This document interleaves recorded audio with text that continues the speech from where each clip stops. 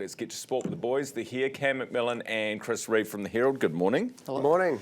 Chris, where are your glasses? Yeah, we were in a little bit of a rush to get over here, so I left them on the desk. We're both wearing black though. We're here for a funeral, the All Blacks funeral. I know, it's very sad. Soldier on. Yeah, you just look so different, that's all. I had to mention it. So Mills Morningonian was here on the show earlier, and he was saying we don't need a drop razor yet, but it's sort of on the cards, like it's getting to that point. Well, if we don't, yeah. I mean, it would be a harsh call to do it now. But then again, if they don't do it now, they can't do it next year, because what if the All Blacks lose their 4 tests against South Africa? Then it's going to look even worse going into a Rugby World Cup. Yeah, that's kind of worst case scenario. But yeah, like they didn't get the Grand Slam win, and especially at Twickenham, it sucks losing to England at Twickenham. But it's just the way they played. There's just no structure. You could clearly see England had a game plan. They were going to kick it up high, win the ball and make the most of the chances they got. We just kept throwing it around, and there was some odd decisions. There were 2 decisions where they didn't kick for the corner and took a tap, which is, I don't know whether that was a Razor thing or Scott Barrett deciding at the time.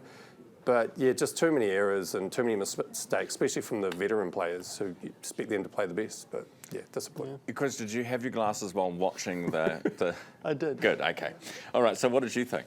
Yeah, very much the same. I thought they played pretty solid in the first half. You know, built a lead, and England came back with a couple of drop goals late. But, you know, going in with a halftime lead, I thought, you know, things were looking pretty good. And then it just changed very quickly in the second half. And like Cam said, it was just a very strange sort of performance. Not a lot of, I guess, intent with some of those decisions. Some really bad mistakes, like missing the corner from penalties and that sort of thing. They might have had a couple of chances where they could have put more points on the board from the tee and chose not to, but yeah, it was just one of those ones where a couple of decisions probably changed the overall play. Yeah, it feels a little bit like we're muddling through and we're just kind of hoping that something happens and changes before the World Cup. Yeah, and there will be one change. Richie Mo'unga will be arriving next year, so we'll probably see him at 10.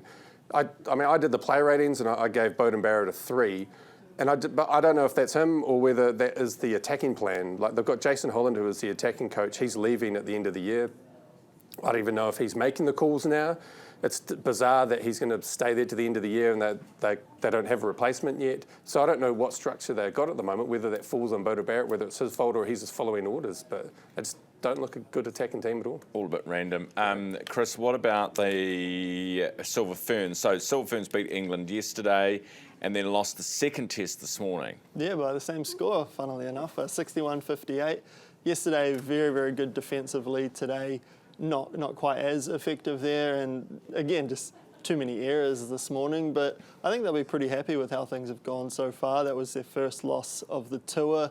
You know, pretty competitive game. They were up at half-time, just kind of like the All Blacks, had a bit of a third quarter slump and let it get away from them, ended up losing by a couple, but you know, things are in a pretty good spot from where they might have been sort of a few months ago. Especially all things considered about what's been going on behind the scenes. And we've got the decider Thursday, is that right? Wednesday, I thought. Wednesday. You could be right. Yeah. Maybe Wednesday their time, Thursday might have got our my time. time differences confused. And what are we expecting?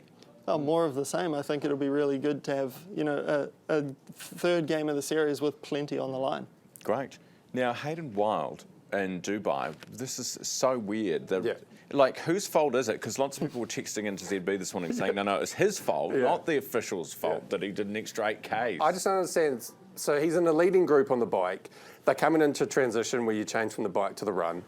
They don't know that this is their last lap. There's no sign. There must be signage in these events now. Like, how hard is it to have someone standing there saying, waving to them, white flag, whatever, last lap, coming this way? It can't surely be up to them to think, okay, well, now I've done 2 laps around, I've got to do 1 more, like you're exhausted already. How are you meant to keep track of all that? A lot of them are saying they don't wear watches to do that because they don't want to.